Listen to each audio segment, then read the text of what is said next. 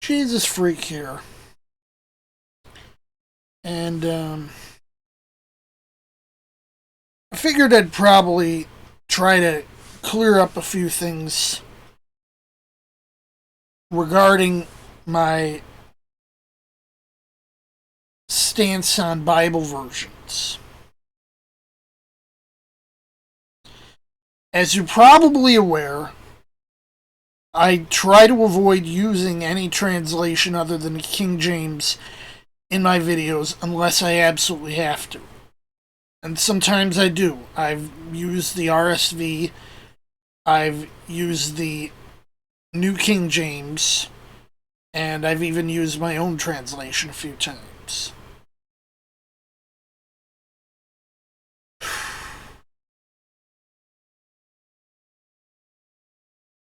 But you see,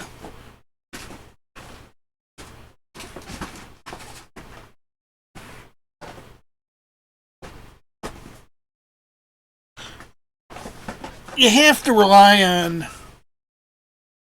a solid standard. And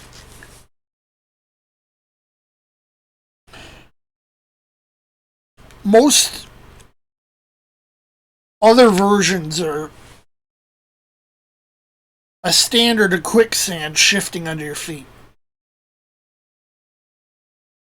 This is especially bad with the ESV,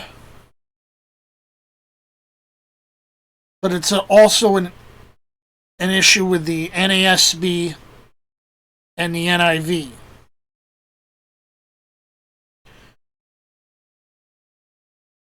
Surprisingly, it's not an issue as far as I can tell with the NRSV, which hasn't been touched since '89. Although most of the churches, I suppose, that used it have shifted to other versions. And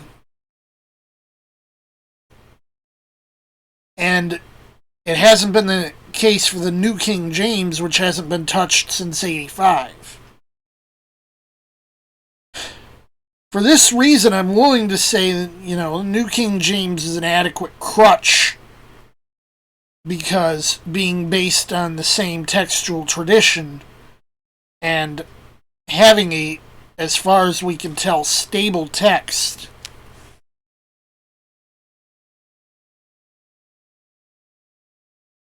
it's not the King James, but it's not really going to lead you astray. But it might, the notes, especially in the New Testament, could be an issue if you're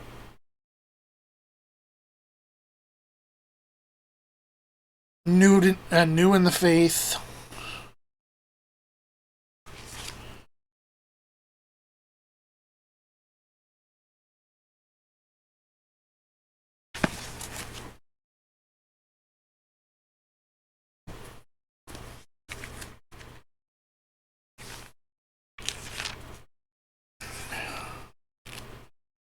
So, it's something you'd want to be careful with. Which is the benefit of, say, if you can still find a Gideon New King James somewhere, they take out the notes. But the main thing is, if there is a single standard translation,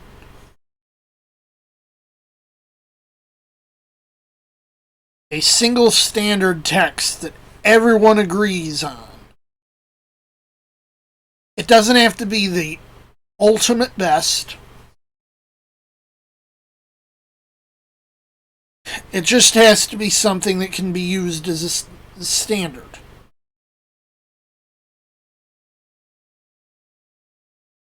Then there's no confusion because everyone's on the same page. As we know, God is not the author of confusion.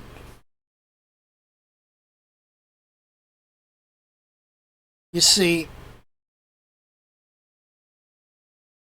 there are some variations in the text between different editions of the King James, but it's going to be like a word here, or a letter here, a letter there. It's not going to be anything serious.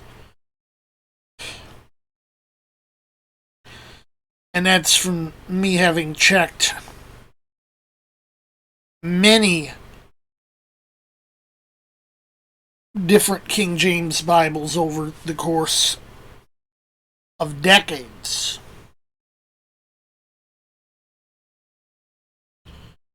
You'll find a few oddballs. For the most part, a KJV is going to be a KJV. This is, this is one of the weirder KJVs. Just look at it. Doesn't look like a King James, but it is. Now,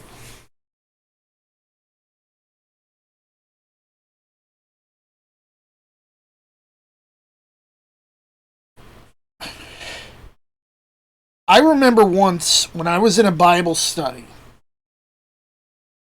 and every so often someone would be like, hey, wait, that's not what my Bible says.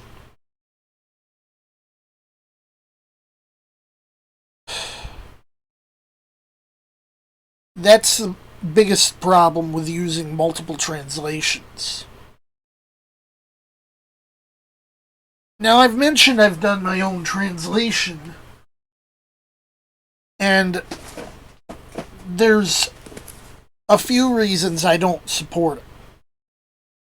The first is, as I said, my ego. I don't want to bloat up my ego. Another more important thing is that even though I use the same textual tradition as the King James, I used it differently. This is most obvious in Revelation, where I made much heavier use of the Latin Vulgate than the Textus Receptus in many places.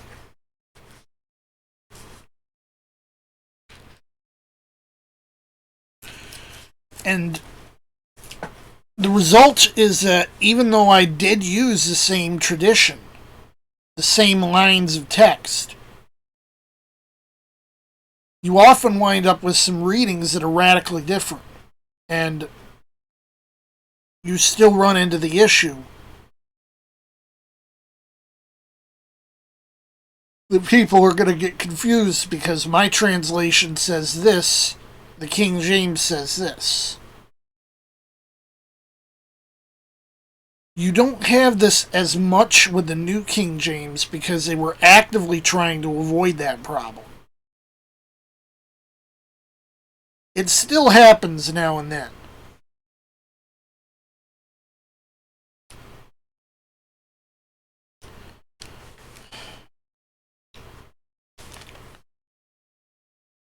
As for another issue I have with other translations, a lot of them are translated with a blatant bent. And yes, even the New King James suffers from this. Not as badly, I will admit, but it does suffer from it.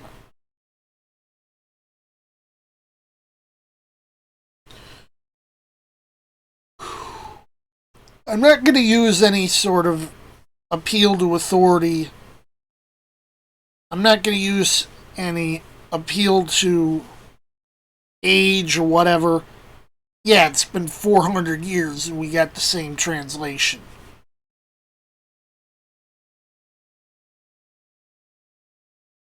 I'm not going to say that makes it better. I'm going to say that it makes it for a more convenient standard.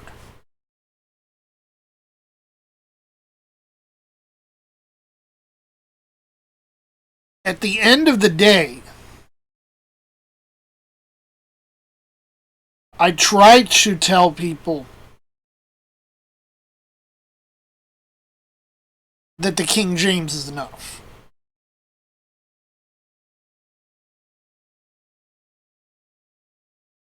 By the way, you saw me looking through a Cruden's Concordance earlier in the video. It saved me from having to use my computer to do a text search. Basically, anything I might have wanted to do with a full text search on my computer, I could do just as well with a Cruden. It's basically a full text index of the King James Version of the Bible. A lot of our tools are keyed to the King James. So again, it makes for a very convenient standard.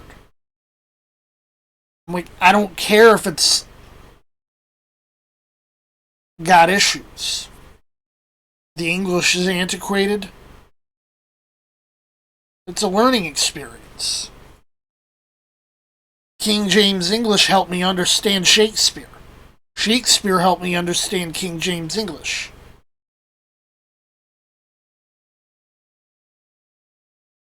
That's a product of a failed education system.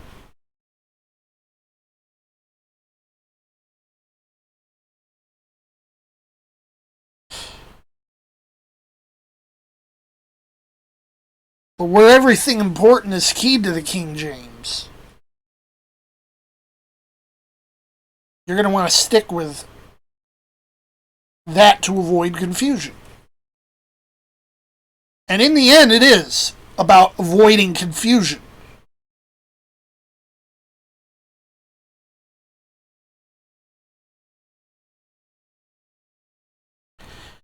I have different preferences for different languages.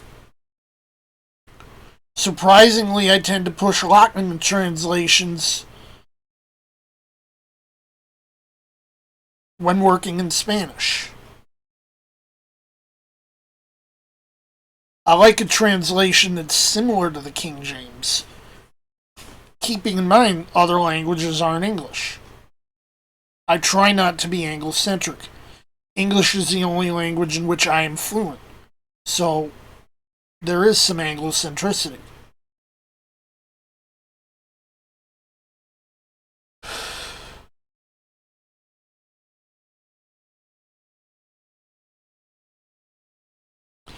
Like I said, settle on one translation, and then you don't have to worry about the issue of the differences between them.